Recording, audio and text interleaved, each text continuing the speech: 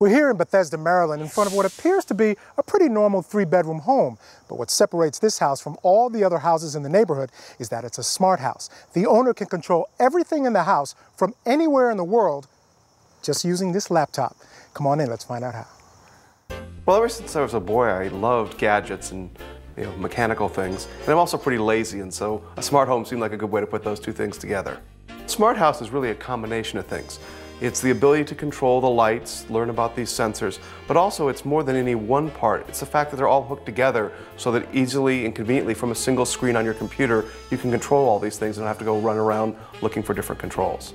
The best benefit is just when you had a long day at the office and you don't feel like getting up off the couch, you realize you left a light on upstairs or a light on down in the basement, that you can just hit the button. Or one of my favorites, something we call after dinner mode, which is after we've had dinner, we're sitting down in the family room, we hit one button, just the family room lights come on, the kitchen, dining room lights all dim and go off, and we're ready to watch TV or do whatever for the evening. Here from the computer, we can, via the web browser, for example, turn on and off the lights around the house. For example, if it's about dinner time and we want to turn on the lights in the china cabinet in the dining room, we can do that. And then we decide maybe we need some light over the table, we can turn on the chandelier as well, just by pushing a mouse button.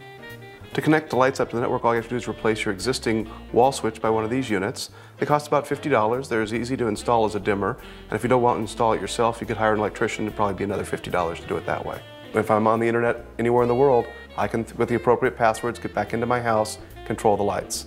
For example, once when I was in Venezuela, I was able to log in, turned on the lights, and called up my wife and said, "Hey, the lights just come on." She said, "Yeah, don't you dare do that again without telling me." You just type here on the computer, use the mouse to select their little icons for different lights, different things to know about the status around the house, and just push the button and whatever happens. For example, if we're having a party and we don't want to have to worry about setting up the audio, what we can do is we can have the computer cue up all the music ahead of the party.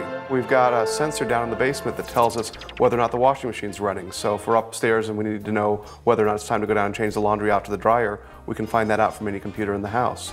Also, because pipes break in the basement and things, we've got water sensors down there that'll let us know if there's ever a problem, alert us with sound and light throughout the house. I pulled all the wiring in myself just before we moved in the house. It was about 2,000 feet of wire we ended up pulling through the walls of the house. What we've got is all the wires for the wired part of the network, all the sensors come back down to a piece of plywood down in the basement where we've got the phone system, we've got the electronics for the home network, we've got web servers, we've got the firewall, we've got the connection to the DSL. You could hire an electrician to do as little or as much of it that you didn't want to do yourself. It'd probably run for each network outlet, probably be a little over $100, or you could have $50 or $100 to have them come and swap out each light switch for you. Well, another cool thing we've got is an internet video phone. With a high-speed internet connection, a little set-top box, we can call anybody else with the same box anywhere in the world. Hi, Dad, how you doing? How's everything in Albuquerque? All right, goodbye, talk to you later. So there you have it. A little technology can make a big difference in your life. And it doesn't take much to make your house smarter, safer, and a whole lot more fun.